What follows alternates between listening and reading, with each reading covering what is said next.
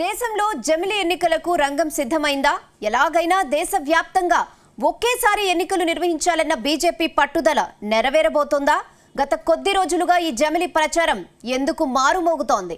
మరో 2-3 ఏళ్లలోనే జమిలి ఎన్నికలు తథ్యమా? మొన్నటిదాకా జమిలిని విభేదించిన పార్టీలు కూడా ఇప్పుడు జమిలికి సై అంటున్నాయా? అసలు భారత్ లాంటి అతిపెద్ద దేశంలో జమిలి సాధ్యమేనా?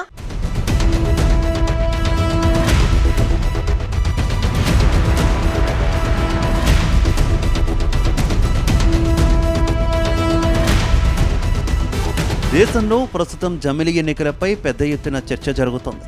కేంద్రంలోని మోదీ సర్కార్ జమిలి ఎన్నికలను నిర్వహించాలనే పట్టుదలతో ఉంది.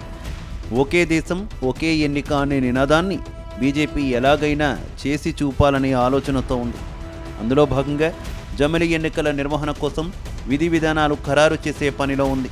ఇప్పటికే మాజీ రాష్ట్రపతి రామ్నాథ్ కోవింద్ జమిలి ఎన్నికలపై ఇచ్చిన నివేదికకు కూడా కేంద్రం ఆమోదం వేసింది.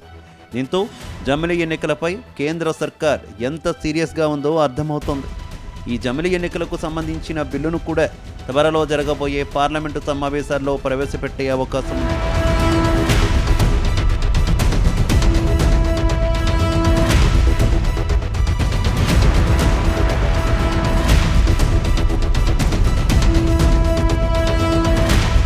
ఇక జమిలి ఎన్నికలపై ప్రధాని మోదీ అలాగే కేంద్ర హోంమంత్రి అమిత్ షా ఇటీవల చేసిన వ్యాఖ్యలు జమిలి ఖాయం అనే సంకేతాన్ని పంపింది.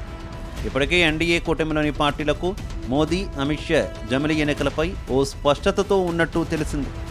దేశంలో ఎప్పుడూ ఏదో ఒక చోట ఎన్నికలు జరుగుతుండడంతో దాని ప్రభావం దేశ ప్రగతి మీద పడుతుందనేది కేంద్రం వాదన. దేశవ్యాప్తంగా ఒకేసారి లోక్సభకు అన్ని రాష్ట్రాలకు ఎన్నికలు జరిగితే బాగుంటుందనేది కేంద్రం అభిప్రాయం. ఇందులో భాగంగా రామ్నాథ్ కోవింద్ కమిటీ కూడా ఇలాంటి అభిప్రాయాలను వ్యక్తం చేసింది. ఒకే దేశం ఒకే ఎన్నికతో పారదర్శకత పెరుగుతుందని కోవింద్ కమిటీ తన నివేదికలో తెలిపింది. ఏదైనా ఒక రాష్ట్రంలో హంగ్ వస్తే అవిశ్వాస తీర్మానం పెట్టాక మళ్ళీ 5 సంవత్సరాల తర్వాత ఎన్నికలు నిర్వహించాలని సూచించింది. లోక్సభ అసెంబ్లీ ఎన్నికలు ముగిసిన 100 రోజుల్లోనే పనిలో పనిగా దేశవ్యాప్తంగా స్థానిక సంస్థల ఎన్నికలు కూడా నిర్వహించాలని కోవింద్ కమిటీ పేర్కొంది.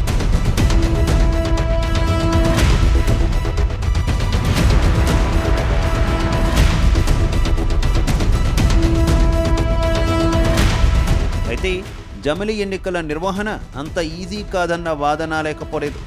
దేశవ్యాప్తంగా ఒకేసారి ఎన్నికలకు పెద్ద యంత్రాంగం అవసరం ఉంటుంది. దీనిని ఎన్నికల సంఘం ఎలా అధిగమిస్తుందనేది అందరి సందేహం.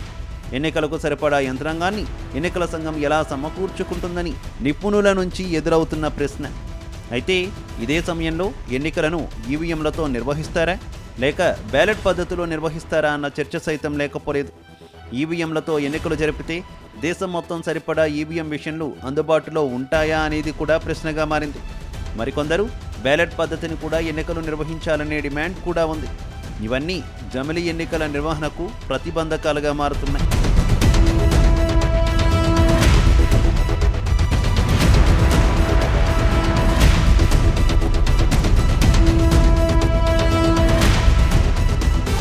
మరోవైపు ఎన్డీఏ కూటమిలోని రాష్ట్ర ప్రభుత్వాలు జమిలికి సిద్ధమై గడువుకు ముందే ప్రభుత్వాన్ని రద్దు చేసుకునే అవకాశం ఉంటుంది.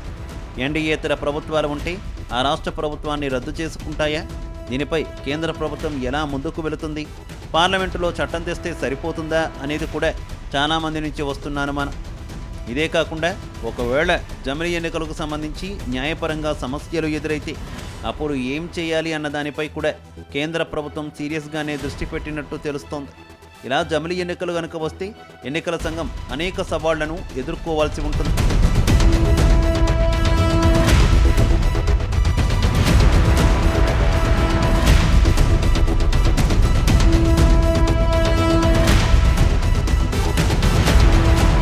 ఇలా ఉంటే కేంద్రం జమిలి వైపుగా అడుగులు వేస్తుంటే దేశంలోని రాజకీయ పార్టీలు కూడా జమిలికి నై అంటూనే ఎలాంటి పరిస్థితులు వచ్చినా సిద్ధంగా ఉండాలని తమ శ్రేణులకు పిలుపునిస్తున్నాయి.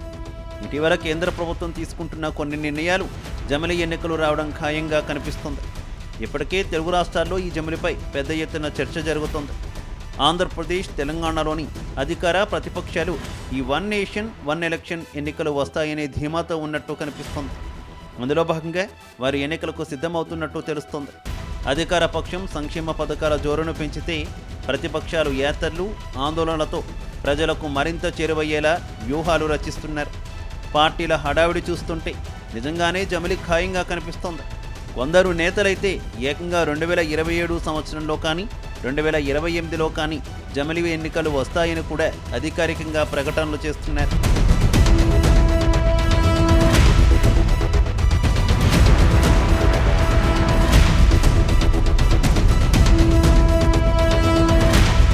మొత్తానికి ఈ జమిలి ఎన్నికలపై దేశ ప్రజలతో పాటు ప్రపంచవ్యాప్తంగా ఆసక్తి నెలకొంది. ఒకవేళ జమిలి జరిగితే జనం తీర్పు ఎలా ఉండబోతోంది? దేశం మొత్తం ఒకేసారి ఓటు వేయడానికి పోటెత్తితే ఎన్నికల సంఘం ఎలాంటి ఏర్పాట్లు చేయబోతోంది? నిజంగానే జమిలి ఎన్నికలు విజయవంతమైతే భారతదేశం ప్రపంచానికి ఒక కొత్త సందేశాన్ని పంపించినట్లవుతుంది. ఏకకాలంలో దేశ ప్రజలందరూ తమ అభిప్రాయాలను వ్యక్తం చేసినట్లు అవుతుంది. చీటికి మాటికి ఎన్నికలతో జరిగే నష్టాలు జమిలితో ఉండబోవు. అభివృద్ధి అనేది నిరంతరం కొనసాగుతుంది. మరి జమిలి ఎన్నికల నిర్వహణ కోసం కేంద్రం మున్ముందు ఎలాంటి అడుగులు వేయబోతోంది? జమిలి ఎన్నికల నిర్వహణకు అడ్డంకులు రాకుండా ఉండేందుకు ఏం చేయబోతోంది? ఎన్నికలు వస్తే ఎన్నికల సంఘం ఎలా సిద్ధమవుతుంది అనేది మాత్రం భవిష్యత్తులోనే తేలనుంది.